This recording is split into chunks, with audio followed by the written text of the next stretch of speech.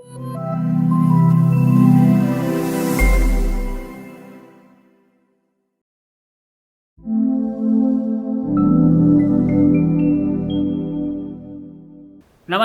मैं राकेश मालवी। विकास संवाद की वेबिनार श्रृंखला में आप सबका स्वागत है। सामाजिक नागरिक संस्थाओं का ऐतिहासिक सफ़रनामा, इस वेबिनार श्रृंखला को हम पिछले महीनों से आप सबके सामने लेकर आ रहे हैं। आपके साथ में एक लंबी बातचीत सिंधु घाटी सभ्यता से लेकर और 19वीं सदी तक हमने देखा है, जिसमें सामाजिक नागरिक संस्थाओं के तमाम ऐसे पहलुओं, वो भले ही सती प्रथा का मुद्दा हो, बाल विवाह का मुद्दा हो, या ऐसे तमाम विषय जो समाज के लिए बहुत ज़रूरी थे, उन विषयों पर क्या पहल की, वो एक बहुत ऐतिहासिक रहा है। उसको हम एक तथ्यात्मक तरीके से आप सब तक लेकर के आ रहे हैं।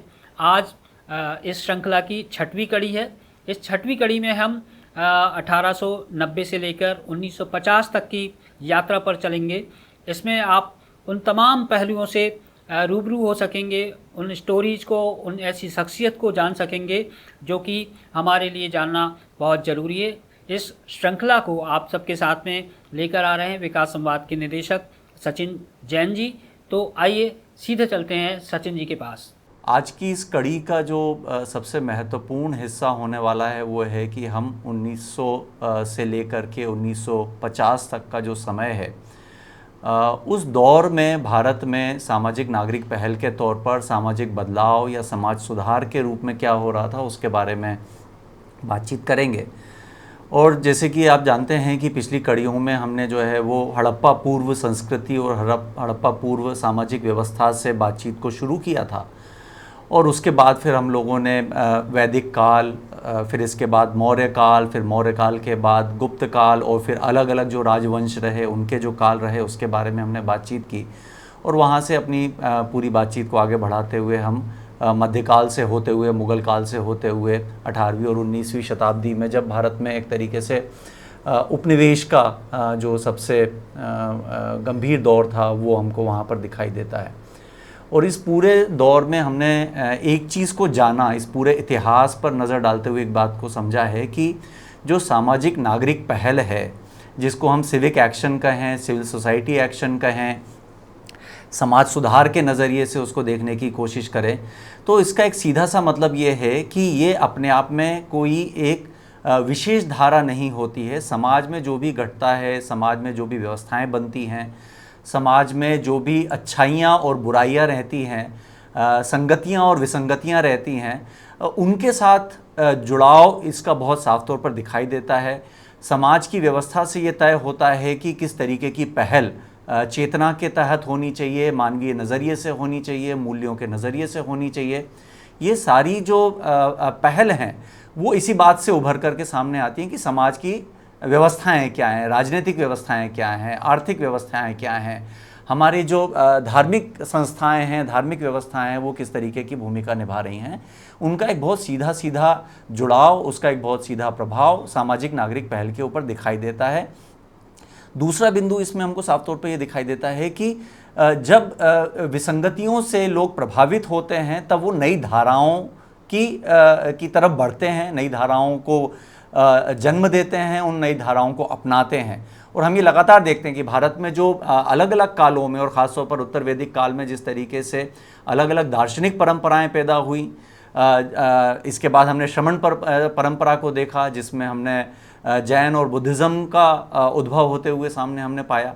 और ये सारी चीज़ें जो हैं, जिसको हम कई बार केवल धार्मिक नज़रिए से देखने की कोशिश करते हैं, अगर हम उसको थोड़ा गंभीरता से देखें तो ये साफ नज़र आता है कि एक तरीके से सामाजिक व्यवस्थाओं की प्रतिक्रिया में भी बहुत सारे दार्शनिक धाराएं और बहुत सारे अनुभवजन्य संप्रदाय सामने हमारे उभर करके आते हुए हमको दिखाई देते हैं।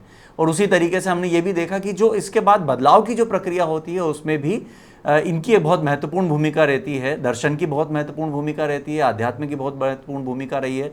और ये चीज़ हमने भक्ति आंदोलन में भी इसको साफ तौर पर देखा। और इसके बाद जो चीज़ स्पष्ट तौर पर समझ में आई वो 18वीं और 19वीं शताब्दी में हम देखते हैं कि ये एक ऐसा दौर था जब सामाजिक कुरीतियाँ और रूढ़िवादिता तो अपने आप में चरम पर थी ही, लेकिन साथ में उपनिवेशवाद ने और जो विदेशी नियंत्रण भारत के ऊपर रहा, ब्रिटेन का नियंत्रण भारत के ऊपर रहा, उसने एक तरीके से इन विसंगतियों को और ज़्यादा शार्प बना दिया, उसको और ज़्यादा नुकीला बना दिया। और उसका परिणाम हम ये देखते हैं कि समाज के जो वंचित तबके थे वो अपने आप में और ज़्यादा वंचित होने लगे, और ज़्यादा शोषण के शिकार होने लगे। और इसका सबसे ज़्यादा जो असर हमको दिखाई पड़ता है वो लैंगिक भेदभाव के संबंध में दिखाई देता है, सामुदायिक हिंसा के संदर्भ में दिखाई देता है, जातिवादी व्यवस्था और शोषण के संदर्भ में दिखाई देता है। और जो एक बड़ा और पहलू इस 18वीं और 19वीं शताब्दी में जुड़ गया था वो ये था कि जो आर्थिक अवनति इस दौर में हुई और जो ब्रिटिश उपनिवेशवाद के कारण से भारत की संपदा को यहाँ से ले जाया गया, यहाँ से लूटा गया, उसने भारत की स्थितियों को और ज़्यादा गंभीर बनाया। और उसका परिणाम हम ये देखते हैं कि बहुत लंबे समय तक शायद हमको भोगने के लिए तैयार रहना होगा। और शायद ये जो पूरी सामाजिक बदलाव की प्रक्रिया है उसके तारतम्य में इस चीज़ को देखना होगा कि कैसे उपनिवेशवाद जो है वो सामाजिक विसंगतियों को और ज़्यादा गहरा कर देता है, उनको और ज़्यादा गंभीर बना देता है। एक तीसरी बात और महत्वपूर्ण इसमें दिखाई देती है कि पहले जब हम बात कर रहे थे तब हम 2000-3000 सालों की बात एक साथ कर रहे थे, फिर इसके बाद हम लोगों ने कुछ 1000 साल की बात एक साथ की, फिर उसके बाद हम लोगों ने तकरीबन 500 सालों की बात एक साथ की, फिर इसके बाद हमने 18वीं और 19वीं शताब्दी के 200 सालों की बात एक साथ की। और हम एक तरीके से एक दौर में ऐसे आ रहे हैं जहाँ पर हम एक 50 वर्षों की एक पोटली को, 50 वर्षों के एक समूह को एक साथ देखने की कोशिश कर रहे हैं, जो कि है 1900 से 1950 के बीच का। और आपने जो पिछली कड़ियों में लगातार देखा होगा कि समाज में जो पूरी व्यवस्थाएं बनती हैं उसकी गति पर भी बहुत कुछ निर्भर करता है कि सामाजिक बदलाव की प्रक्रिया की गति भी क्या होगी। और इसीलिए हम ये देखते हैं कि 1900 और 1950 के बीच का समय जो है वो कहीं ना कहीं और ज़्यादा प्रभावी रूप से सामाजिक बदलावों को दिशा दे रहा था, गति दे रहा था। इसलिए हम ये देखते हैं कि जितना समय हमारे करीब आता जा रहा है सामाजिक बदलाव की गति और उसकी जो व्याख्याएं हैं, उसके जो अलग अलग आयामों से जुड़े हुए अनुभव हैं, वो और ज़्यादा व्यवस्थित ढंग से हमारे सामने उभरते हुए सामने दिखाई देते हैं। 19वीं सदी में एक चीज़ जो साफ नज़र आती है वो ये है कि एक तरीके की दुविधा थी कि वास्तव में पहले राजनीतिक सुधार ज़रूरी है या सामाजिक सुधार ज़रूरी है। और ये एक तरीके से दुविधा के तौर पर ही हम इसको देखने की कोशिश कर रहे हैं, क्योंकि जो इस दौरान की बहस हैं, इस दौरान की जो सामाजिक और राजनीतिक पहले हैं, उसमें ये बहस और ये विरोधाभास साफ तौर पर दिखाई देता है। और एक बात जो साफ तौर पर और ज़्यादा उभर के आती है कि 1885 में जब भारतीय राष्ट्रीय कांग्रेस का गठन हुआ तो उसके लगभग 2 साल के बाद एक समानांतर रूप से सोशल कॉन्फ्रेंस नाम के एक समानांतर पहल भी शुरू हुई थी।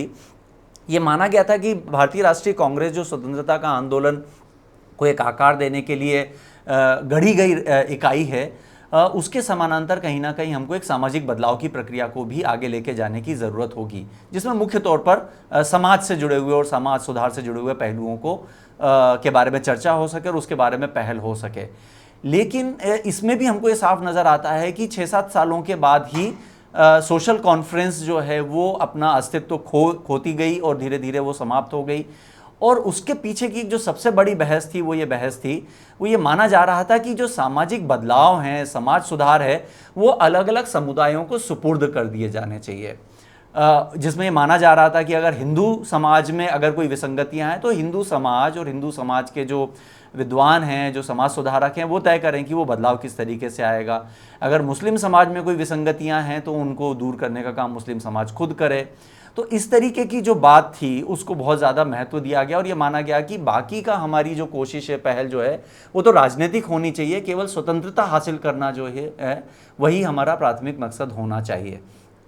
और ये चीज़ दिखाई भी देती है कि जब कांग्रेस का दूसरा महाधिवेशन हुआ, जिसके अध्यक्ष दादाभाई नौरोजी थे, उन्होंने साफ भी कर दिया कि हम लोग यहाँ पर राजनीतिक सभा में अपने अंग्रेज शासकों के सामने अपनी राजनीतिक आकांक्षाएं व्यक्त करने के लिए इकट्ठा हुए हैं, समाज सुधार पर विचार करने के लिए नहीं। विभिन्न मतों, संप्रदायों और जातियों के भारतवासी यहाँ आकर जमा हुए हैं और जो भी अलग अलग जातियाँ हैं वो अपने अंदर के जो दोष हैं उसको दूर करने के लिए खुद पहल करें। यहाँ पर शायद हम उन प्रक्रियाओं को आगे नहीं लेके जा सकेंगे। तो यहाँ पर एक चीज़ ये दिखाई देती है, क्या लोग ये मान रहे थे कि समाज सुधार की प्रक्रिया जो है वो राजनीतिक प्रक्रिया से या राजनीतिक सुधार की प्रक्रिया से भिन्न है, उससे अलग है? क्या बिना समाज सुधार के राजनीतिक सुधार हो सकते हैं? ये सवाल बहुत सारे हमारे सामने इस दौर में खड़े होते हुए दिखाई देते हैं। 20वीं सदी का जो पूर्वार्ध है, शुरुआती जो 50 साल हैं, वो हमको इसके कुछ उत्तर ज़रूर देते हैं। इन 50 सालों के बारे में हम कुछ चीज़ जो स्पष्ट रूप से कह सकते हैं वो ये है कि भारतीय सामाजिक व्यवस्था के नवनिर्माण का जो एक तरीके से ढांचागत रूप है, एक व्यवस्थागत पहल है, वो हमको 20वीं शताब्दी के पूर्वार्ध में दिखाई देती है। हमने ये देखा है कि 19वीं शताब्दी में ही जो सामाजिक विसंगतियाँ थी, जो शोषण की अलग अलग व्यवस्थाएं थीं, उसके खिलाफ कानून बनने शुरू हो गए थे। सती प्रथा को रोकने वाला कानून बना, बाल विवाह को सीमित करने वाला कानून बना। तो इसका मतलब ये है कि कुछ कानून बनने की प्रक्रियाएं 19वीं शताब्दी में शुरू हो गई थी, लेकिन ये निर्भर कर रहा था ब्रिटिश उपनिवेशवादी सरकार के ऊपर कि वो किस तरीके का कानून बनाएगी। तो बहुत हद तक जो मूल्य आधारित संदर्भ है उन कानूनों का, वो एक तरीके से यूरोपीय दृष्टिकोण से आ रहा था, वो भारतीय दृष्टिकोण से नहीं आ रहा था। ये चीज़ हमको 20वीं शती में ही दिखाई देती है, जहाँ पर धीरे धीरे जब हम इतिहास का अध्ययन करते हैं तो हमको ये स्पष्ट रूप से नज़र आता है कि जो राजनीतिक सुधार की बात करने वाले पक्षकार थे, जो राजनीतिक सुधार के नेतृत्व लेने वाले जो लोग थे, उन्होंने ये मानना स्वीकार किया कि समाज सुधार भी समानांतर रूप से चलने वाली प्रक्रिया है। तो हम महिलाओं के नेतृत्व से संबंधित प्रश्न होंगे, महिलाओं की शिक्षा से संबंधित प्रश्न होंगे, जातिवादी व्यवस्था का सवाल होगा। इन सब को हम नज़रअंदाज नहीं कर सकते हैं, ना हम ये इंतज़ार कर सकते हैं कि एक बार राजनीतिक सुधार हो जाएंगे, इसके बाद समाज सुधार की प्रक्रिया शुरू हो जाएगी। ये मानना शुरू कर दिया गया था कि ये दोनों ही कोशिशें हमको लगातार समानांतर रूप से करना पड़ेगी। महात्मा गांधी का संदर्भ बहुत साफ तौर पर हमारे सामने उभर के आता है और डॉक्टर BR अम्बेडकर का संदर्भ हमारे सामने बहुत साफ तौर पर उभर के आता है। महात्मा गांधी का सपना था कि नया भारत जो है वो स्वराज का सपना साकार करे। इसलिए आप ये देखेंगे कि नए भारत की सामाजिक, आर्थिक और राजनीतिक व्यवस्था क्या होगी, इसका संदर्भ 1909 में उनकी जो पुस्तक है हिंद स्वराज, उससे सामने उभर करके आ गया था। वास्तव में वो क्या था, वो जो दस्तावेज था, वो जो किताब थी हिंद स्वराज, उसका मतलब क्या था, उसके भाव क्या थे? उसके भाव यही थे कि भारत को वो किस तरीके से एक बेहतर सामाजिक, आर्थिक और राजनीतिक इकाई बनाया जा सकता है, इसकी शक्तियों को कैसे मजबूत किया जा सकता है। नज़रिए की अगर हम बात करें तो महात्मा गांधी का हमेशा ये मानना रहा है कि भारत की जो जातिवादी व्यवस्था है, उस जातिवादी व्यवस्था को अब जो है वो बाहरी दबाव से या कानून बना करके दूर नहीं कर सकते हैं, बल्कि उसको हम लोगों का मानस बदल करके, उनकी सोच में बदलाव ला करके ही उस व्यवस्था में बदलाव ला सकते हैं। कानूनों से उसमें बदलाव नहीं आ सकता। लेकिन डॉक्टर अंबेडकर का नज़रिया जो है वो हम सब जानते हैं कि डॉक्टर अंबेडकर ने बहुत करीब से अपने जीवन में इस जो जातिवादी व्यवस्था की प्रताड़ना है और शोषण है उसको भोगा था, और वो उनमें जिस तरीके की त्वरा थी, जिस तरीके की ऊर्जा और जिस तरीके की शक्ति थी व्यवस्थाओं का विश्लेषण करने की, उन्होंने एक बहुत ही व्यापक नज़रिए से इस बात का विश्लेषण किया और ये माना कि जो समाज जिसने खुद इस तरीके की व्यवस्था बनाई हो और इतने सैकड़ों सालों में वो उसमें रच बस गई हो, वो समाज खुद इस तरीके की व्यवस्था को बदलेगा, ये संभावनाएं नज़र नहीं आती हैं। और इनको बदलने के लिए कहीं ना कहीं हमको एक कानूनी व्यवस्था की और एक शासकीय व्यवस्था की ज़रूरत है। इसके बिना शायद हम उस व्यवस्था को बदल नहीं पाएंगे। ऐसा हमको लगता है कि महात्मा गांधी भी उस व्यवस्था में बदलाव लाना चाहते थे, लेकिन उनका उसके प्रति एक अलग तरीके का नज़रिया और एक दृष्टिकोण था, और डॉक्टर भीमराव अंबेडकर का एक अलग नज़रिया और एक अलग दृष्टिकोण उस व्यवस्था में बदलाव लाने का था। ये चीज़ें हमको यहाँ साफ दिखाई देती हैं। और जब हम 1950 में पहुँचते हैं तो वहाँ पर हमको इसकी परिणति दिखाई देती है एक भारतीय संविधान के तौर पर। प्रश्न हो सकता है कि भारतीय संविधान को क्या हम मानेंगे, क्या वो एक सामाजिक दस्तावेज है या वो एक राजनीतिक दस्तावेज है। वास्तव में देखा जाए तो पूरे भारतवर्ष की जो एक पूरी सामाजिक आकांक्षाएं जिस तरीके की रही हैं, जिस तरीके की व्यवस्थाएं और व्यवस्थागत अनुभव रहे हैं, जिस तरीके की विसंगतियां समाज में रही हैं और जिस तरीके की सकारात्मक व्यवस्थाएं समाज में रही हैं, इन सब को समेट करके एक जगह पर लाने का जो जतन था, जो प्रयास था, वो संविधान के रूप में हुआ। और उसका मकसद ये था कि हम एक ऐसा दस्तावेज सामने लेके आएं जिसको सभी समुदाय, सभी संप्रदाय, सभी समाज की इकाइयां जिसको स्वीकार करें, जिसको मानें और उसको अपनाएं, और उसी के आधार पर देश की जो है वो शासन व्यवस्था का निर्माण हो और समाज भी उसका सम्मान करे।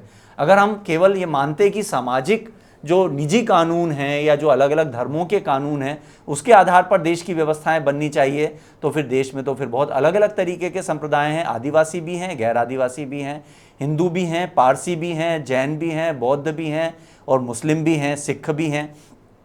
तो किस धर्म ग्रंथ को महत्व दिया जाएगा? शायद धर्म ग्रंथों के आधार पर क्या किसी देश की व्यवस्था बन सकती है, और अगर किसी धर्म ग्रंथ के आधार पर देश की व्यवस्था बने तो दूसरे जो संप्रदाय या जो धार्मिक समूह हैं वो कैसे उसको स्वीकार करेंगे। और ये भी हमको मानना पड़ेगा कि जो भी संप्रदाय हैं, जो भी समूह हैं, वो भारत की धरती से ही उपज करके हमारे सामने आए हैं। तो उसमें ये नहीं कहा जा सकता कि वो ब्रिटिश शासन व्यवस्था के तरह ही हम उनको देखें जो बाहर से आए थे और शासन करके वापस चले गए।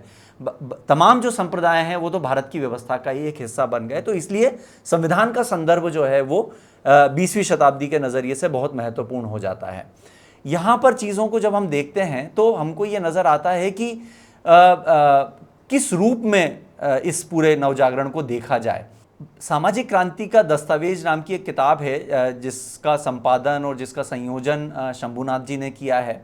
उन्होंने उसकी जो भूमिका है उसमें लिखा है कि जो नवजागरण का ज़माना था वो सभ्यताओं की टकराहट का समय नहीं था, वास्तव में वो सभ्यताओं के आत्मनिरीक्षण का समय था। तो कितनी महत्वपूर्ण बात है कि क्या अलग अलग देश, काल और परिस्थिति में सभ्यताओं को और समाज को, समुदाय को अपना आत्मनिरीक्षण नहीं करना चाहिए।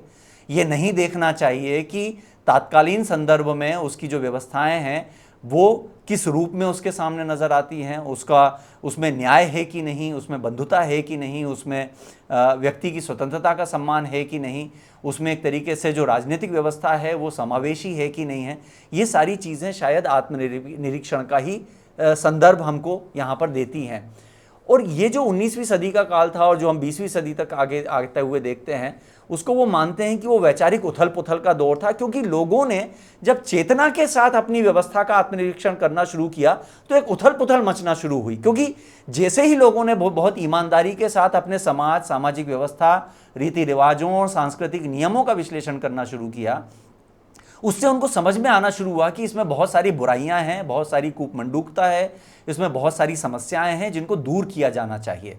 तो इसका मतलब यह है कि भारतीय समाज जो है वो चेतनाशील हो रहा था, लेकिन समानांतर रूप से बहुत सारी रूढ़िवादिताएं भी बरकरार रहीं, चलती रहीं। लेकिन 19वीं और 20वीं शताब्दी में हमने देखा कि जैसे जैसे चेतना विकसित होती गई वैसे वैसे उसके ऊपर सवाल भी खड़े होना शुरू हुए। तो इसको इस नज़रिए से नहीं देखा जाना चाहिए कि कोई हिंदू व्यवस्था को या हिंदू धर्म को समाप्त करने की कोशिश कर रहा है। इसको इस नज़रिए से नहीं देखा जाना चाहिए कि कोई इस्लाम को ख़त्म करने की कोशिश कर रहा है।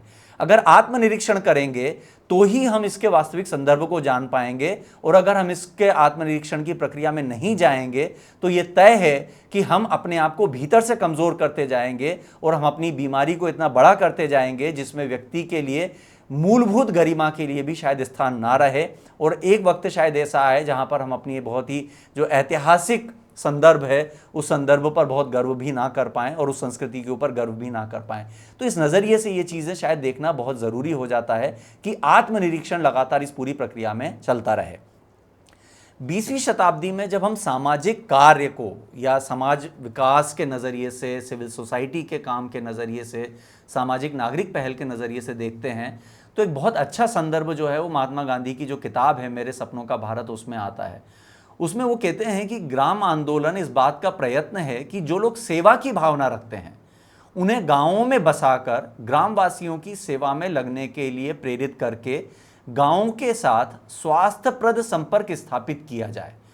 जिन लोगों में सेवा भाव है वो गांव में जाकर के बसें, लोगों के साथ रहें और अपनी कठिनाइयों पर ध्यान ना दें कि मुझे बहुत अच्छी सुविधाएं नहीं मिल रही हैं, मुझे बहुत अच्छी माहौल नहीं मिल रहा है, उसके ऊपर ध्यान ना दें, बल्कि वो बस केवल सेवा भाव को ही ध्यान में रखें और उनके मन में केवल एक बात स्पष्ट होना चाहिए, अपना लक्ष्य और अपना सपना स्पष्ट होना चाहिए कि जो गाँवों में जो स्थितियां हैं, जो उदासीनता है, उसको हम किस तरीके से दूर कर सकते हैं। जिन्हें अपने मिशन पर और खुद पर विश्वास होगा केवल वही गाँवों में रह करके लोगों की सेवा कर पाएंगे, बाकी के लोग गाँवों में रह करके लोगों की सेवा नहीं कर पाएंगे और उन्हीं के काम का असर होगा, वे ही परिवर्तन ला पाएंगे। जो गांव से और लोगों से दूर होंगे वे परिवर्तन नहीं लेके आ पाएंगे। ये बात उन्होंने बहुत स्पष्ट की। जो सेवक ग्राम सफाई का शास्त्र नहीं जानता है खुद भंगी का काम नहीं करता वह ग्राम सेवा के लायक नहीं बन सकता है। जब तक कानून से स्त्री और पुरुष के हक समान नहीं माने जाते, जब तक लड़की के जन्म का लड़के के जन्म जितना ही स्वागत नहीं किया जाता, तब तक समझना चाहिए कि भारत लकवे के रोग से ग्रस्त है। ये बात उन्होंने मेरे सपनों के भारत में साफ तौर पर उल्लेख किया। इसका मतलब यह है कि अगर हम समाज में बदलाव लाना चाहते हैं तो उसके पहले सबसे पहले हम सामाजिक कार्यकर्ताओं को या सिविल सोसाइटी इंस्टीट्यूशंस को मूल्यों के आधार पर, दृष्टिकोण के आधार पर और क्षमताओं के आधार पर सबसे पहले खुद को तैयार करना पड़ेगा। तो ये एक पृष्ठभूमि है। ये पृष्ठभूमि आ कहां से रही थी? जब हम 19वीं शताब्दी के बाद इस काल में 1900 से 1950 के बीच का संदर्भ ले रहे हैं, तो हमारे पास सिविल सोसाइटी एक्शन के एक सबसे महत्वपूर्ण इकाई के तौर पर महात्मा गांधी का संदर्भ उभर करके सामने आता है।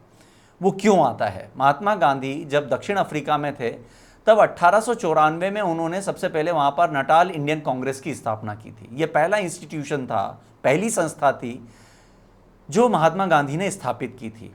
अब इसका मकसद क्या था? नटाल इंडियन कांग्रेस का मकसद था कि जो दक्षिण अफ्रीका में भारतीयों के साथ जो छुआछूत, रंगभेद और भेदभाव होता था, उसके खिलाफ लड़ाई लड़ना चाहते थे। यानी कि साफ तौर पर समाज में छुआछूत की व्यवस्था थी, रंगभेद की व्यवस्था थी। इसके कारण से भेदभावकारी कानून बनते थे, उनको पूरा पारिश्रमिक नहीं मिलता था, उनके साथ अपमान होता था। ये समाज की परिस्थितियां थी, जिससे निपटने के लिए एक ढांचागत व्यवस्था की जरूरत थी और जिसकी पहल 1894 में महात्मा गांधी ने दक्षिण अफ्रीका में की, नाटाल इंडियन कांग्रेस की स्थापना करके। जिसका पीछे मकसद क्या था? हमको एक व्यवस्थागत बदलाव लाना है कि भारतीयों के साथ जो भेदभाव होता है अफ्रीका में, उसको खत्म किया जाए। मुख्य तौर पर नाटाल इंडियन कांग्रेस जो थी, उसमें मुख्य तौर पर जो एजुकेटेड इंडियंस थे, शिक्षित भारतीय थे, वो व्यापारी उसके अंदर शामिल थे, क्योंकि अफ्रीका में जो कानून नियम बन रहे थे वो नियम भेदभावकारी थे और व्यापारियों के लिए सबसे ज्यादा भेदभावकारी नियम बन रहे थे। वो उसका विरोध करना चाहते थे और एक बैरिस्टर के तौर पर, चूंकि महात्मा गांधी एक एक तरीके के बैरिस्टर के तौर पर, एक वकील के तौर पर गए थे व्यापारियों के केस लड़ने के लिए वहां पर, तो उन्होंने इस बात को अच्छे से समझा और नाटाल इंडियन कांग्रेस की स्थापना की। इसके बाद 1899 में बोयर युद्ध हुआ और बोयर युद्ध के दौरान महात्मा गांधी ने दूसरा इंस्टीट्यूशन स्थापित किया जिसका नाम था Indian ambulance corps. Indian ambulance corps का सीधा सा मतलब यह था कि जो युद्ध के दौरान जो लोग घायल होंगे उनको स्ट्रेचर पे उठा करके उन घायलों को किस तरीके से मदद की जाए, उन लोगों को मदद करने के लिए यह संस्था बनाई गई। इसमें 300 भारतीय थे और 800 जो है वो गिरमिटिया मजदूर थे और इसका मकसद यही था कि इन सैनिकों की मदद की जाएगी और जब ब्रिटिश सरकार की वहां पर मदद की जाएगी दक्षिण अफ्रीका में, तो इससे उनके मन में कुछ बदलाव आएगा। महात्मा गांधी का मानना था कि विपत्ति के समय में अगर हम अंग्रेजों की मदद करेंगे तो उनके मन में, उनके मानस में परिवर्तन होगा और वो भारतीयों के साथ जो उनका व्यवहार है उसमें बदलाव आएगा।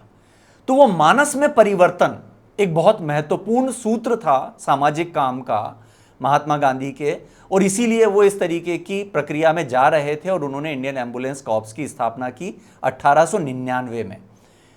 और ये जो नजरिया था, ये जो मूल्य था सामाजिक काम का, वो अपने आप में शायद आगे चल करके हमको ये दिखाई देता है कि एक बहुत महत्वपूर्ण सूत्र के तौर पर आगे जाकर के स्थापित हो गया।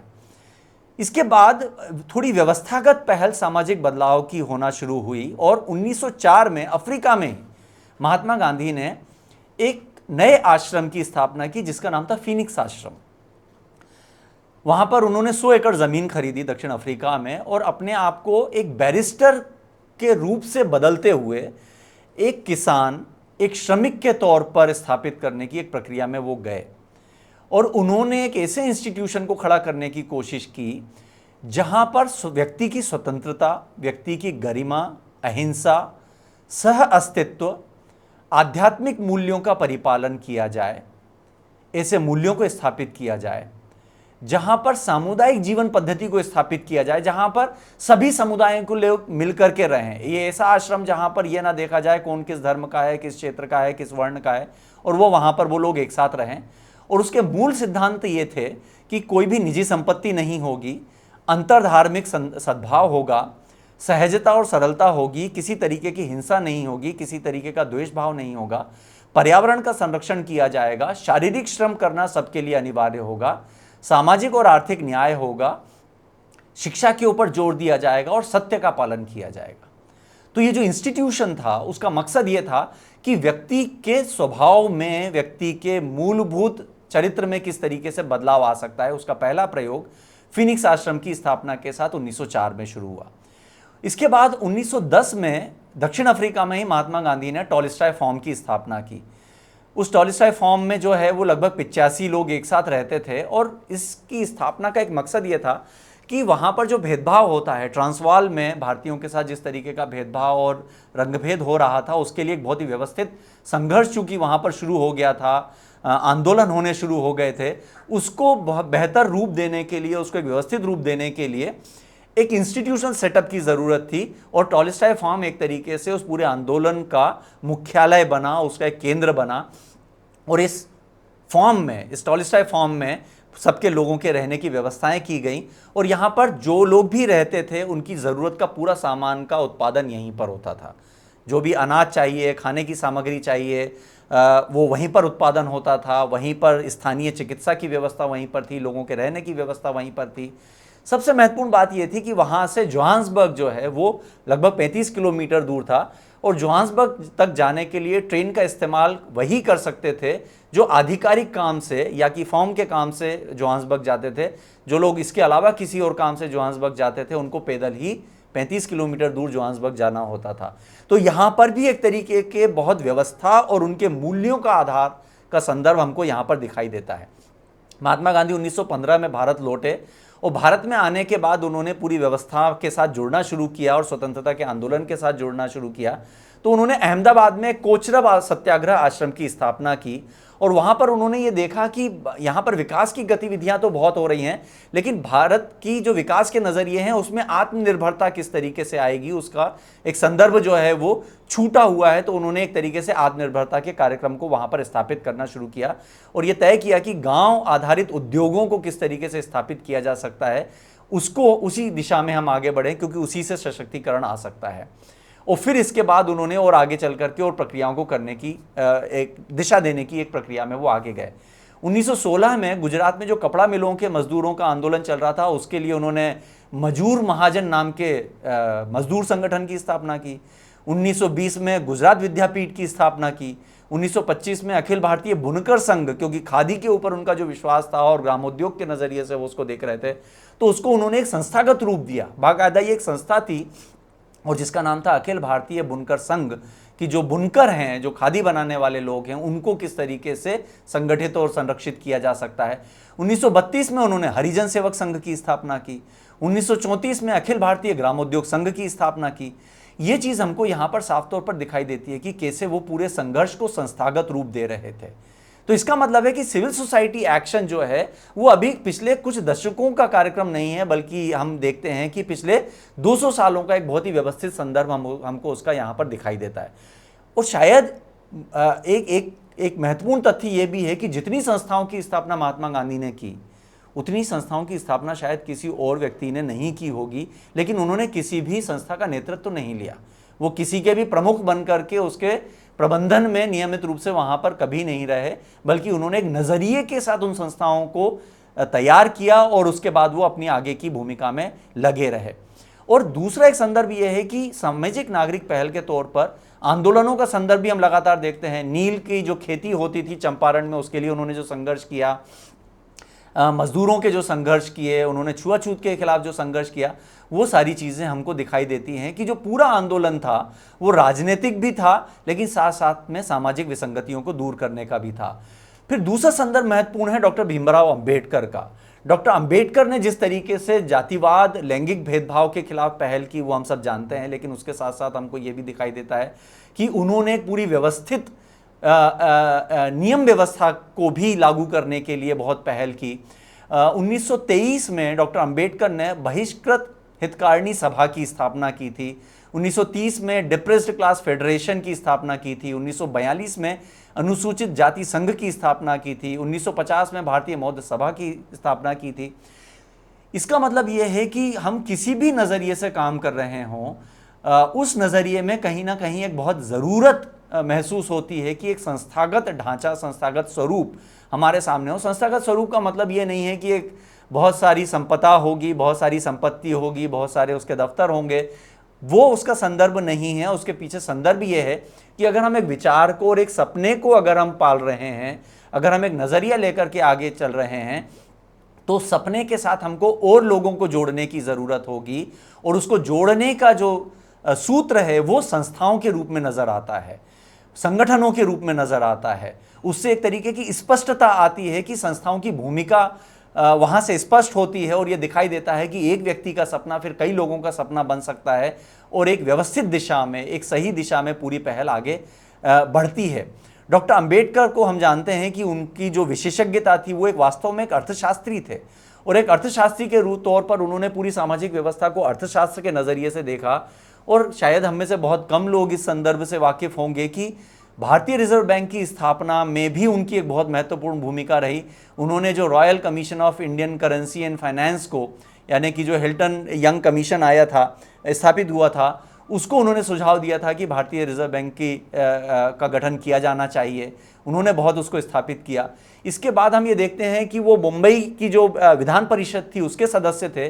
वहाँ पर उन्होंने शिक्षा के अधिकार के लिए कानून बनवाए, वहाँ पर उन्होंने मजदूरों के अधिकार के लिए कानून बनवाए, वैतनिक अवकाश मिले उसके लिए व्यवस्थाएं करवाईं। आज हम जिस मैटरनिटी एंटाइटलमेंट के लिए संघर्ष कर रहे हैं कि गर्भवती और धात्री महिलाओं को वेतन के साथ जो है वो अवकाश मिलना चाहिए, उनको आराम का अवसर मिलना चाहिए, इसके लिए सबसे पहले जो है वो कानून बनाने की जो प्रक्रिया शुरू हुई थी, उस प्रक्रिया का नेतृत्व डॉक्टर भीमराव अंबेडकर ने विधान परिषद के सदस्य के तौर पर किया था। ये चीज़ें अब से लगभग 90 और 95 वर्ष पहले डॉक्टर अंबेडकर वो भूमिका निभा रहे थे। तो इसका मतलब है कि विधायी प्रक्रियाओं के बाहर जो पूरी संघर्ष चल रहा है, उसी के आधार पर विधान परिषदों के अंदर कानून बनते हैं। तो इसका मतलब है कि हम एक संसदीय भूमिका भी निभाते हैं। हम विधान परिषद के हिस्से नहीं हैं, लेकिन वहाँ पर यह ज़रूर है कि जो समाज की आकांक्षाएं और ज़रूरतें हैं उसको रिफ्लेक्ट करने का काम सामाजिक नागरिक संस्थाएं करती हैं। ये चीज़ हमको डॉक्टर अंबेडकर के संघर्ष से दिखाई देती है। फिर मैं और कुछ और संदर्भ अगर मैं लूँ कि जैसे जातिवादी व्यवस्था और छुआछूत की बात अगर हम करें, तो जो पूरा पहल शुरू हो गई थी, डॉक्टर अंबेडकर जिसका नेतृत्व कर रहे थे, पेरियार जिसका नेतृत्व कर रहे थे, इनकी जो पूरी कोशिश थी सामाजिक आंदोलनों की, उससे पूरे देश में काफ़ी संदेश गया। और कश्मीर के महाराजा हरि सिंह ने 1931 में ही छुआछूत को ख़त्म करने के लिए नियम बना दिए थे, और उन्होंने ये कह दिया था कि सभी कुएं, स्कूल, महाविद्यालय वंचित और अस्पृश्य समुदायों के लिए खुले रहेंगे, और वहाँ पर उनको किसी भी तरीके की रोक टोक नहीं होगी, उनको वहाँ जाने से और उसका इस्तेमाल करने से नहीं रोका जा सकता। उन्होंने सती प्रथा और बाल विवाह की प्रथाओं पर भी रोक लगाई। तो जो पूरे देश में एक माहौल बनना शुरू किया, उससे भी अपने आप में एक तरीके से स्वतः स्फूर्त पहल होना शुरू हुई। मणिपुर में महिलाओं के नेतृत्व में सामुदायिक आंदोलन शुरू हुए। नुपीलान एक तरीके का स्त्री युद्ध कहा जाता है कि 1904 में ब्रिटिश सरकार ने लकड़ी के कारोबार को बढ़ाने के उद्देश्य से मणिपुर में बहुत सारे पुरुषों को जंगल काटने के लिए लगाया था, और उनको बलपूर्वक वहां भेजा जाता था। वहां का समुदाय इसका विरोध करता था। इस विरोध का नेतृत्व जो है वो 5000 महिलाओं ने एकजुट होकर के किया, और इतना विरोध इतना मजबूत हुआ कि ब्रिटिश सरकार को वहां से अपने कदम पीछे खींचने पड़े, क्योंकि जो प्राकृतिक संपदा थी उसको नष्ट होने से वो समाज बचाना चाहते थे, और उसका सांस्कृतिक जुड़ाव उस संपदा के साथ में था। तो इसी नीति के कारण से जो है वो एक तरीके से वहाँ पर लोगों में एक बहुत संघर्ष की भावना जो है वो एक पैदा हुई। मिजोरम में 1935 में यंग मिजो एसोसिएशन की स्थापना हो गई थी, और इसका उद्देश्य ये था कि जो मिजो आदिवासियों की जो संस्कृति है उसको किस तरीके से संरक्षित किया जाएगा, कैसे वो अपनी पहचान को बनाए रखेंगे। तो यंग मिजो एसोसिएशन जो है वो 1935 में शुरू हो गया था, और यही वो समय था जब जहाँ पर पहचान को जब मान्यता नहीं मिल रही थी, वहाँ पर एक तरीके से हिंसक तरीकों से भी सामाजिक परिवर्तन की बात होना शुरू हो गई थी, और वो चीज़ों के संदर्भ भी हमको इसी काल में दिखाई देते हैं। खान अब्दुल गफ्फार खान ने खुदाई खिदमतकार की स्थापना की थी। वो महात्मा गांधी के मूल्यों से बहुत प्रेरित थे, बहुत प्रभावित थे, और उन्होंने भी ये कहा कि स्वतंत्रता के साथ साथ हमको समानांतर रूप से समाजों के बीच में, समुदायों के बीच में एकता के लिए काम करने की बहुत ज़रूरत होगी। सांप्रदायिकता के खिलाफ काम करना पड़ेगा, और धर्मनिरपेक्षता को एक सामाजिक मूल्य के तौर पर स्थापित करना पड़ेगा। तो एक बहुत महत्वपूर्ण भूमिका जो है वो खान अब्दुल गफ्फार खान, जिनको सीमांत गांधी भी कहा जाता है, उन्होंने खुदाई खिदमतगार संगठन की स्थापना करके उस पूरी प्रक्रिया को आगे बढ़ाया। यहाँ पर भी हम ये देखते हैं कि जो भी अगर एक मूल्य के साथ, एक दृष्टि के साथ में समाज को देखने की कोशिश कर रहे हैं, उन्होंने एक पहल को आगे बढ़ाया। फिर हमको रामास्वामी नायकर पेरियार का संदर्भ दिखाई देता है दक्षिण भारत से। उन्होंने जातिवादी व्यवस्था के खिलाफ बहुत ही सघन, बहुत ही ठोस, बहुत ही कड़ा संघर्ष किया और उन्होंने सामाजिक और राजनीतिक पहल दोनों को ही एक दूसरे के साथ जोड़ करके आगे बढ़ाया। और उनको एक समय पर आकर के जो है वो दक्षिण एशिया का सुकरात भी कहा गया, क्योंकि वो जिस तरीके से सामाजिक व्यवस्था का विश्लेषण कर रहे थे और जो एक दार्शनिक नज़रिया दे रहे थे वो बहुत महत्वपूर्ण माना गया। उन्होंने जो है वो सबसे पहले शुरुआत की जस्टिस पार्टी के साथ मिलकर के काम करने की, और उनकी कोशिश थी कि भारत में गैर ब्राह्मणवादी व्यवस्था का निर्माण हो। और यहाँ पर जो है वो उसके पीछे का सोच यही था कि जातिवादी व्यवस्था, छुआछूत खत्म होना चाहिए, क्योंकि अपने आप में वो बहुत ही पीड़ादायक और बहुत ही अमानवीय व्यवस्था है। लेकिन इसके बाद उन्होंने फिर आगे चल करके ये देखा कि इसको और ज़्यादा देखने की कोशिश करनी पड़ेगी कि ऐसा तो नहीं कि हम एक जाति का वर्चस्व खत्म करने की बात कर रहे हों, लेकिन समानांतर रूप से दूसरी जाति के वर्चस्व को स्थापित करने की बात कर रहे हों। हम एक संस्कृति के जो राजनीतिक प्रभाव है उसको सीमित करने की कोशिश कर रहे हों और दूसरी संस्कृति के राजनीतिक प्रभाव को बढ़ाने की दिशा में आगे बढ़ रहे हों। तो उन्होंने एक चीज़ को बहुत साफ तौर पर स्थापित किया और उन्होंने इसके प्रतिकार में, या एक तरीके से इसके दूसरे पक्ष के तौर पर आत्मसम्मान आंदोलन, सेल्फ रिस्पेक्ट मूवमेंट शुरू किया। उन्होंने ये कहा कि कोई लोग जो है वो साम्राज्यवाद के खिलाफ संघर्ष कर रहे हैं, कोई ब्राह्मणवाद के राजनीतिक वर्चस्व के खिलाफ संघर्ष कर रहे हैं, कोई उच्च जातीय हिंदुओं के खिलाफ संघर्ष कर रहे हैं, कोई पूंजीपतियों के खिलाफ संघर्ष कर रहे हैं। लेकिन एक रूप में अगर ये वर्चस्व खत्म होगा तो किसी दूसरे तरीके का वर्चस्व पैदा हो जाएगा। तो उनका कहना था कि हर तरह का वर्चस्व समाप्त होना चाहिए, किसी का वर्चस्व ना हो, सभी समुदाय, सभी विचार, सभी संस्कृतियां समान हो। इस नज़रिए से उन्होंने सेल्फ रिस्पेक्ट मूवमेंट को आकार दिया और वो एक ऐसे समाज की कल्पना कर रहे थे जिसमें किसी को भी कुछ भी चुराने या हड़पने की आवश्यकता ना हो। पवित्र नदियों के किनारे रहने वाले लोगों को उस नदी के साथ एक सीधा रिश्ता बनाने का मौका मिले, कोई पानी की चोरी ना करे, जितना आवश्यक हो उतना ही प्राकृतिक संसाधनों का इस्तेमाल हो, किसी भी तरीके की वस्तु का उत्पादन उतना ही किया जाए जितनी की आवश्यकता हो, झूठ बोलने की आवश्यकता ना पड़े, धोखा देने की आवश्यकता ना पड़े, मक्कारी करने की आवश्यकता ना पड़े। ऐसे समाज की कल्पना वो कर रहे थे। तो पेरियार ने एक तरीके से यही कहा कि हमको जो विसंगतिपूर्ण व्यवस्थाएं हैं उनको खत्म करना पड़ेगा, वो एक पहलू है, लेकिन दूसरा समाज कैसा होगा उसका सपना भी देखना होगा। यह भी बहुत ज़रूरी हिस्सा उन्होंने उसका माना और आगे बढ़ करके उसको लगातार वो अपनी बहस में, अपनी चर्चा में और उस संघर्ष को आगे वो लेते जाते रहे। फिर एक अगला संदर्भ हमारे सामने स्वामी सहजानंद सरस्वती का आता है। सहजानंद सरस्वती जो है वो अपने आप में एक बहुत ही प्रगतिशील नज़रिए से पूरे आंदोलनों को, सामाजिक बदलाव को एक दिशा देने का काम कर रहे थे और उन्होंने जो पूरी एक सोच की थी कि साम्राज्यवाद, पूंजीवाद के खिलाफ, जातिवादी व्यवस्था के खिलाफ कैसे एक राजनीतिक दृष्टिकोण खड़ा किया जाए, उसको लेकर के वो एक रूप में आकार देने की लगातार वो कोशिश कर रहे थे। और उन्होंने इस तरीके से अपने काम को आगे बढ़ाया जिसमें उनका सबसे पहला मकसद ये था कि जमींदारी की जो व्यवस्था है वो उसका उन्मूलन हो, वो समाप्त हो। हालांकि वो खुद भी एक संपन्न समुदाय से और उच्च वर्णीय समुदाय से आते थे, लेकिन इसके बावजूद भी उन्होंने उसी समाज के भीतर रहते हुए उस व्यवस्था को बदलने की पहल की, उसी को उन्होंने आगे लेके जाने का प्रयास किया और उसके काफ़ी हद तक उन्होंने उसके परिणाम भी उन्होंने हासिल किए और एक मान्यता उनको सभी तरीके की राजनीतिक और सामाजिक विचारधाराओं में मिली, क्योंकि वो एक नए समाज के निर्माण के लिए वो प्रक्रिया को आगे लेके जाने की कोशिश कर रहे थे। हम राहुल सांकृत्यायन को एक बहुत ही महत्वपूर्ण दार्शनिक के तौर पर जानते हैं, यायावर के तौर पर जानते हैं, लेकिन इसके साथ साथ हम ये जानते हैं कि उन्होंने धर्म को, संस्कृति को और दर्शन को सामाजिक व्यवस्था के तौर पर परिभाषित करने का काम किया। वो एक तरफ तो पूरी दुनिया की यात्रा कर रहे थे, देश के, दुनिया के अलग अलग हिस्सों में जाते थे, वहाँ की संस्कृतियों का, वहाँ के इतिहासों का अध्ययन करते थे, लेकिन उसके साथ साथ वो भारत में जो भी सत्याग्रह, सामाजिक आंदोलन चल रहे थे उसके साथ भी वो जुड़े हुए थे। छपरा में वो बाढ़ पीड़ितों की सेवा कर रहे थे, बक्सर की जेल में वो 6 महीने तक वो रहे, सत्याग्रह के साथ वो लगातार जुड़े रहे, किसान संघर्ष और श्रमिकों के जो आंदोलन थे उसमें वो शामिल हो रहे थे, सत्याग्रह में जो भूख हड़तालें हो रही थी उसमें वो शामिल हो रहे थे। तो उन्होंने एक बात को स्थापित किया कि जो सामाजिक नागरिक पहल है उसमें जो साहित्यकार हैं, जिसमें दार्शनिक हैं, उनकी भी अपने आप में एक बहुत ही समानांतर रूप से महत्वपूर्ण भूमिका है। ऐसा नहीं हो सकता कि कोई ये कहे कि हम तो केवल सामाजिक अध्ययन का काम करते हैं और सामाजिक आंदोलनों से या सामाजिक नागरिक पहल से हमारा कोई सरोकार या संबंध नहीं है।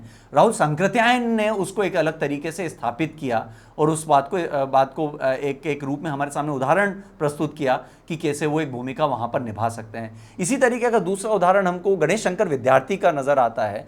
गणेश शंकर विद्यार्थी भी एक लेखक पत्रकार थे और प्रताप नाम का अखबार निकालते थे, लेकिन वो जो पूरी पहल थी, वो पूरी पहल ये थी प्रताप की कि कैसे हम जो है वो अपने देश के बेहतरी के लिए काम कर सकें, समाज के निर्माण के लिए, नवनिर्माण के लिए काम कर सकें, वहाँ पर हम कैसे अपनी भूमिका निभा सकते हैं। उन्होंने प्रताप में लिखा था कि हम अपने देश और समाज की सेवा के पवित्र काम का भार अपने ऊपर लेते हैं। हम अपने भाइयों और बहनों को उनके कर्तव्य और अधिकार समझाने का यथाशक्ति प्रयत्न करेंगे। राजा और प्रजा में, एक जाति और दूसरी जाति में, एक संस्था और दूसरी संस्था में बैर, विरोध, अशांति और असंतोष ना होने देना हम सब अपना परम कर्तव्य समझेंगे। इस बात से हमको उनकी एक भूमिका यहाँ पर साफ तौर पर दिखाई देती है। तो यहाँ पर हमको ये दिखता है कि कैसे समाचार पत्र या पत्रिकाओं की एक बहुत महत्वपूर्ण भूमिका यहाँ पर दिखाई देती है। तो इस तरीके के संदर्भ हमको बहुत सारे यहाँ पर दिखाई देते हैं और हम आगे बढ़ते जाते हैं। हमको गदरी नेता मांगू राम का संदर्भ दिखाई देता है। वो पंजाब के थे, 1886 में उनका जन्म हुआ था और उन्होंने भी एक तरीके से छुआछूत और अस्पृश्यता के खिलाफ संघर्ष किया और उसके समानांतर रूप से एक राजनीतिक प्रक्रिया के भी वो हिस्से बने। और उन्होंने जब ये देखा कि मौजूदा जो व्यवस्थाएं हैं उसमें कहीं स्पष्ट रूप से समाज को, खासतौर पे जो अछूत समुदाय के लोग हैं, उनको बहुत ज़्यादा सम्मान नहीं मिलता है, तो उन्होंने अधधर्म की स्थापना की और वो एक नए धर्म के तौर पर उसको स्थापित करने का प्रयास कर रहे थे, जो एक मानवीयता के साथ लोगों के साथ व्यवहार करे और वहाँ पर एक सहृदयता और सहअस्तित्व की बात जो है वो स्थापित की जा सके। और वो बात मांगू राम जी ने स्थापित करने की कोशिश की। तो पंजाब से उन्होंने वो एक बहुत अलग नज़रिया स्थापित करने का प्रयास किया। सरला देवी चौधरानी का संदर्भ भी हमारे सामने आता है कि सरला देवी चौधरानी ने जो भारत का एक महिला संगठन था, भारत स्त्री महामंडल, उसकी स्थापना 1910 में की थी और उसमें उनकी कोशिश थी कि कैसे महिलाओं का सशक्तिकरण हो सकता है, उनकी शिक्षा के लिए काम किया जाए। और समानांतर रूप से वो भी लेखन का काम कर रही थी। उनकी जो बहुत सारी लेख हैं, पत्रिकाएँ हैं, गीत हैं, उनकी जो किताबें हैं वो बहुत प्रचलित हुई और उन्होंने एक पुस्तक लिखी जिसका नाम था सतगन, यानी कि 100 गीत। इस तरीके का लेखन उन्होंने किया। लेकिन एक तरफ स्त्री अस्मिता के लिए काम करने का संघर्ष था और दूसरी तरफ लेखन का भी संघर्ष और दस्तावेजीकरण का संदर्भ था। कमला देवी चट्टोपाध्याय का भी बहुत साफ तौर पर हमारे सामने उदाहरण उभर करके आता है। कमला देवी चट्टोपाध्याय बहुत एक प्रभावशाली ब्राह्मण परिवार में उनका जन्म हुआ था। 11 साल की उम्र में उनकी शादी हो गई थी, 1.5 साल बाद वो उनके पति की मृत्यु हो गई थी, लेकिन वो कभी भी एक विधवा के तौर पर नहीं रही। ना उनका मुंडन हुआ, ना उनको सफ़ेद साड़ी में रहना पड़ा। उन्होंने शुरू से ही उसका एक प्रतिकार करने की कोशिश की और एक समय ऐसा आया जब वो 1930 में नमक सत्याग्रह शुरू हो रहा था। तब नमक सत्याग्रह के समय पर महात्मा गांधी ने तय किया था कि महिलाओं की उसमें कोई बहुत भूमिका नहीं होगी, महिलाएं केवल जो शराबबंदी का जो आंदोलन चल रहा है उसमें काम करेंगी और सूद काटने का काम करेंगी। ये बात कमला देवी चट्टोपाध्याय को स्वीकार नहीं थी और उन्होंने महात्मा गांधी से इसके बारे में जाकर के बातचीत की। महात्मा गांधी उस वक्त रेल से यात्रा कर रहे थे, वो उस ट्रेन तक पहुंची जिस ट्रेन में महात्मा गांधी थे और उन्होंने उनसे बात की कि क्यों नहीं महिलाओं की भी भूमिका नमक सत्याग्रह में होनी चाहिए। और उस छोटी सी बातचीत में अपने तर्कों से उन्होंने महात्मा गांधी को कन्विंस किया, सहमत किया कि महिलाओं को भी उसमें समानांतर भूमिका मिलनी चाहिए। और मुंबई में जब नमक सत्याग्रह की जो समिति बनी 7 सदस्यों की, उसमें कमला देवी चट्टोपाध्याय को शामिल किया गया। और नेतृत्व का मतलब ये है कि जब उस नमक सत्याग्रह से नमक बना तो केवल नमक नहीं बनाया कमला देवी ने, बल्कि वो उस नमक को पैक करके उन्होंने बम्बई स्टॉक एक्सचेंज में जाकर के बेचा भी। उन्होंने बम्बई हाई कोर्ट में जाकर के वहाँ के मजिस्ट्रेट को कहा कि क्या आप ये फ्रीडम सॉल्ट खरीदना चाहेंगे। तो ये जो ताकत है महिला नेतृत्व की, वो हमको कमला देवी चट्टोपाध्याय के उदाहरण से यहाँ पर उभरती हुई नज़र आती है। और कमला देवी चट्टोपाध्याय ही वही महिला हैं जिन्होंने 1927 में ऑल इंडिया विमेन कॉन्फ्रेंस की स्थापना में महत्वपूर्ण भूमिका निभाई थी और उसकी पहली महासचिव बनी थी। और अपने आप में जो महिलाओं के जो अधिकार हैं उसके लिए उस संगठन ने महत्वपूर्ण भूमिका निभाना शुरू की थी।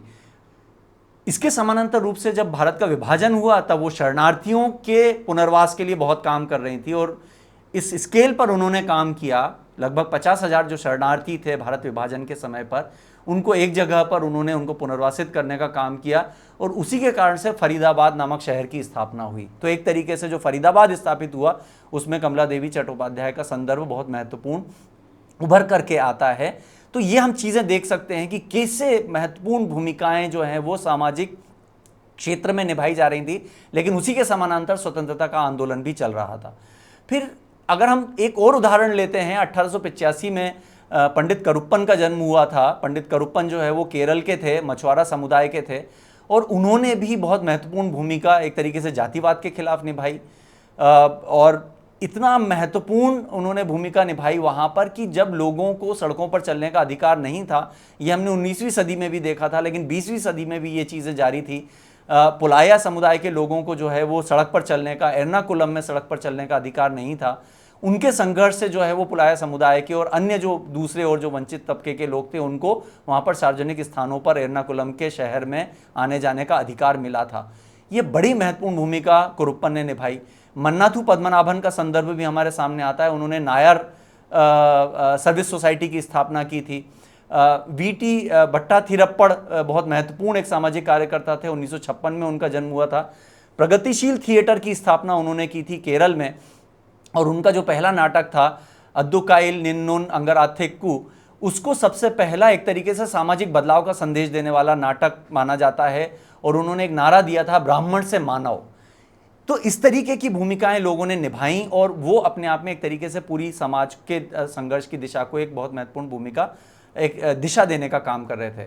डॉक्टर पद्मनाभन पाल्पू का संदर्भ आता है, वक्कोम मौलवी का संदर्भ आता है, अयप्पन का संदर्भ आता है। अयप्पन जो थे उन्होंने एक सहोदरन भोज की स्थापना की थी। सहोदरन भोजनम नाम की एक पहल शुरू की थी जिसका मकसद ये था कि सभी जातियों के लोग एक साथ आकर के बैठें और मिलकर के भोज करें।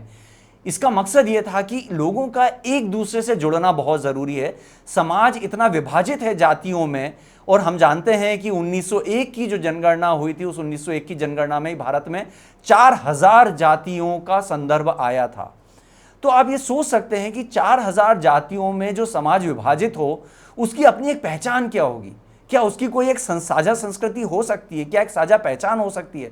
तो जब हम जातियों का और ये पूरी जो छुआछूत का संदर्भ लेते हैं तो वास्तव में भारत के समाज को एक समग्र पहचान देने के नज़रिए से बहुत ज़रूरी हो जाता है कि हम इस पूरे संदर्भ का संज्ञान लें। ये पूरी प्रक्रिया हमको यहाँ पर होती हुई नज़र आती है और बहुत महत्वपूर्ण भूमिकाएं निभाते हुए पूरे देश में, पंजाब में, बंगाल में, गुजरात में, केरल में, तमिलनाडु में हमको ये लोग नज़र आते हैं।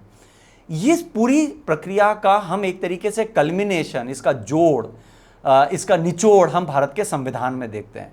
जब 1946 में भारत का जो संविधान बनना शुरू हुआ तो ये जो पूरे सारे संघर्ष हो रहे थे, महिलाओं की पहचान, महिलाओं का सशक्तिकरण, शिक्षा का अधिकार, समान वेज, समान वेतन, सब महिलाओं और पुरुषों को समान काम का समान वेतन मिले, श्रमिकों के अधिकार क्या हों, कैसे लोगों की बात सुनी जाएगी, कैसे लोगों को न्याय मिलेगा, यही सारे संघर्ष 18वीं 19वीं शताब्दी में थे। यही संघर्ष 20वीं शताब्दी में थे। यही सबसे ज़्यादा महत्वपूर्ण पहलू थे जो पूरे स्वतंत्रता आंदोलन में डॉक्टर BR अम्बेडकर, पेरियार, महात्मा गांधी, ये सारे लोग लगातार जिन चीज़ों को, जिन विषयों को उठा रहे थे, उनको एक व्यवस्थागत आकार देने का जो समय आया वो तब आया जब भारत का संविधान बनना शुरू हुआ।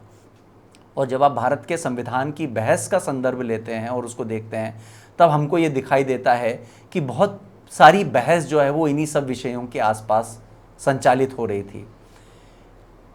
जातिवादी व्यवस्था कैसे ख़त्म होगी, छुआछूत कैसे ख़त्म होगी, सबको समता का आकार कैसे मिलेगा, ये सारी चीज़ें वहाँ पर हमको होती हुई नज़र आ रही थी और उनसे संबंधित प्रावधान वहाँ पर बनते हुए नज़र आ रहे थे। और अगर वो प्रावधान और व्यवस्थाएं नहीं बनती तो क्या हम एक ऐसे समाज की कल्पना कर सकते थे जिसमें सभी लोगों को एक समान गरिमामय जीवन जीने का अधिकार हो? कुछ उदाहरण हमको देखने चाहिए।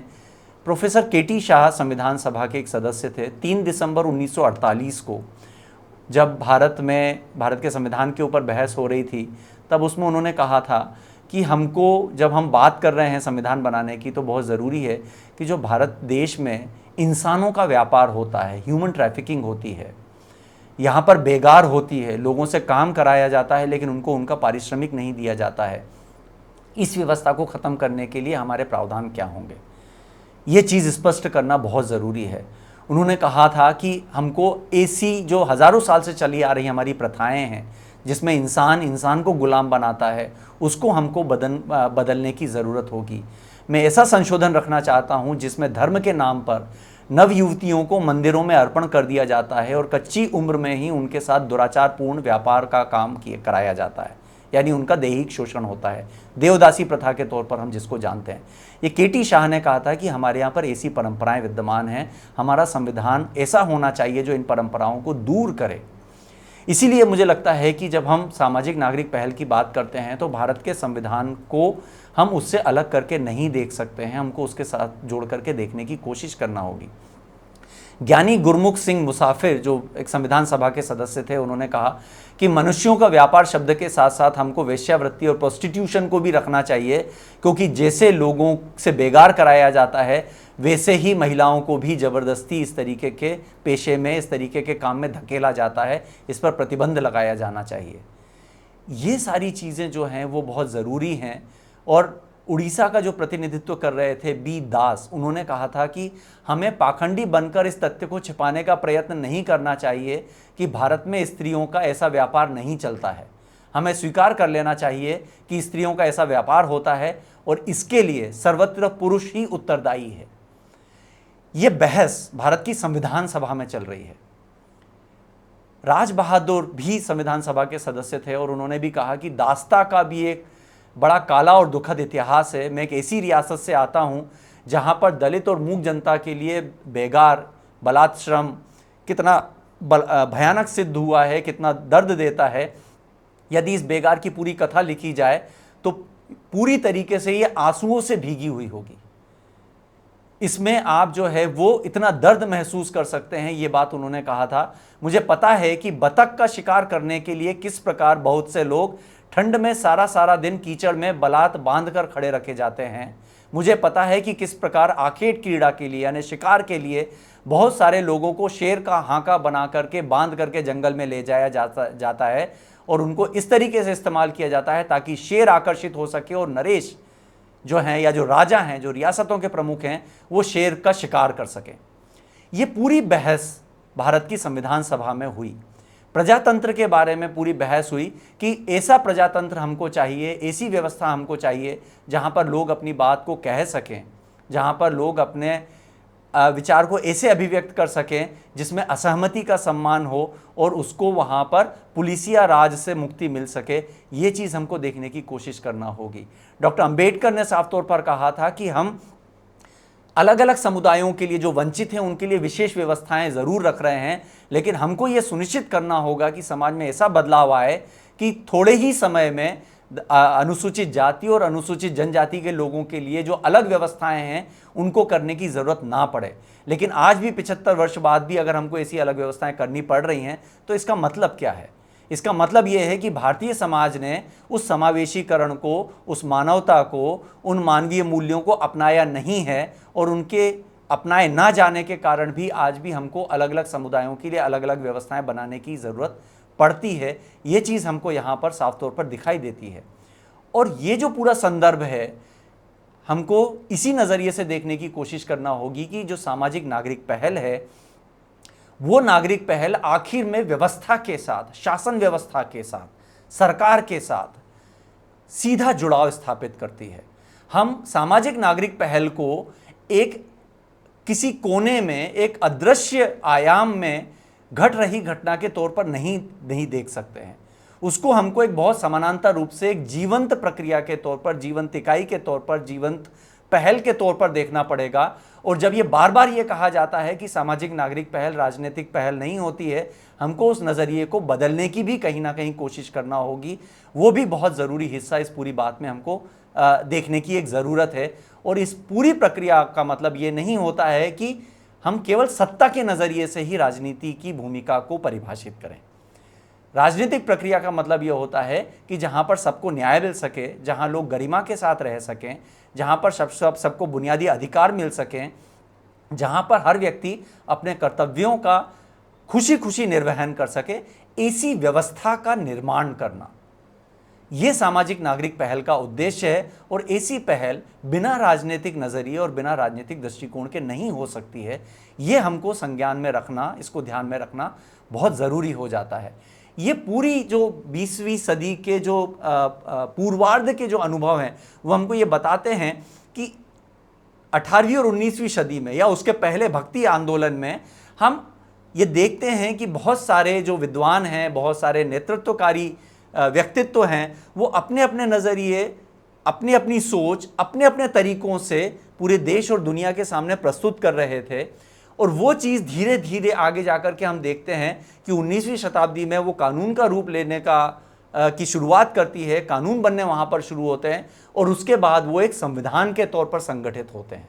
ये पूरी प्रक्रिया हमको दिखाई देती है कि जहाँ पर जब समाजों में बहुत विविधता होती है, बहुलता होती है, वहाँ पर सबको एक दूसरे के साथ रहने का माहौल उपलब्ध कराने के लिए, एक सकारात्मक नज़रिया उपलब्ध कराने के लिए, एक सहृदयता की भावना को पैदा करने के लिए एक साझा तौर पर स्वीकार्य व्यवस्था की ज़रूरत पड़ती है। और वो साझा तौर पर स्वीकार्य व्यवस्था संविधान के माध्यम से स्थापित होती है। और बहुत हद तक भारत के संविधान ने उस ज़रूरत को पूरा करने का काम किया है, उन मूलभूत मूल्यों को स्थापित करने का काम किया है। हमको शायद संविधान को उस नज़रिए से देखने की ज़रूरत है। संविधान को केवल एक बहुत सारे अनुच्छेदों की एक किताब के तौर पर नहीं देखा जा सकता है। वो भारत के समाज की ज़रूरत, भारत के समाज की जो संगतियाँ और विसंगतियाँ हैं, उनके अनुरूप गढ़ा गया एक दस्तावेज है। और उसकी जो सबसे खास बात यह है वो ये है कि सैकड़ों हज़ारों जातियों के बीच में, दर्जनों धर्मों और संप्रदायों के बीच में वो एक साझा तौर पर स्वीकार्य दस्तावेज है। वो किसी एक धर्म विशेष का दस्तावेज नहीं है, वो मानव धर्म का दस्तावेज है। इसलिए उस नज़रिए से देखने की ज़रूरत है और जिसमें समय के अनुसार लगातार संशोधन होते रहे हैं, इसीलिए उसका एक लचीलापन भी हमको यहाँ पर नज़र आता है। ये जो पूरी प्रक्रिया है, ये जो पूरा अनुभव है 20वीं शताब्दी के पूर्वार्ध का, वो हमको एक तरीके से भारतीय समाज की चेतना, भारतीय राजनीतिक प्रक्रियाओं की चेतना का उदाहरण भी देखने में मदद करती है, हमको वो समझने में मदद करती है। इसलिए बहुत ज़रूरी है कि जब हम अपनी भूमिका के साथ साथ संवैधानिक मूल्यों को स्वीकार करते हैं, तब हमको शायद इस पूरे संदर्भ को भी ध्यान रखना बहुत ज़रूरी हो जाता है। इसी संदर्भ के साथ, इसी पृष्ठभूमि के साथ मैं ये आज की कड़ी की बात को यहीं पर विराम देता हूँ। धन्यवाद। बहुत बहुत शुक्रिया सचिन जी। जैसा कि आपने इन स्टोरीज के माध्यम से देखा कि किस तरह से हमारे पूर्वज जो सामाजिक नागरिक संस्थाओं और एक व्यक्ति के रूप में भी इस पूरी पहल से जुड़े रहे, भले ही गांधी हों, अंबेडकर हों या ऐसे वो शख्सियत भी जिनके बारे में हमें कम जानकारी है, उनकी स्टोरीज नहीं है। इन स्टोरीज को, उन बातों को हम सबके साथ में आपने साझा किया। निश्चित तौर पर हमें लगता है कि एक बहुत ऐतिहासिक रूप से महत्व की रही हैं ये सब पहल, और इनका आज भी होना कितना ज़रूरी है। सचिन जी, आपका बहुत बहुत शुक्रिया इस बातचीत को हम सबके साथ में लाने के लिए। साथियों, इस वेबिनार श्रृंखला से आप और भी साथियों को जोड़िए और इस श्रृंखला के जो वीडियोज़ हैं वो विकास संवाद के यूट्यूब चैनल पर उपलब्ध हैं। उन वीडियोज़ को आप और लोगों तक पहुंचाने की कोशिश करके इस पहल में मददगार कीजिए। चैनल को सब्सक्राइब कीजिए और आने वाला जो 9 सितंबर है वहाँ पर हम इस श्रृंखला की 7वीं कड़ी में 1950 के बाद में चलेंगे। तो इस 7वीं कड़ी में आप सब साथियों का बहुत बहुत स्वागत रहेगा। बहुत बहुत शुक्रिया।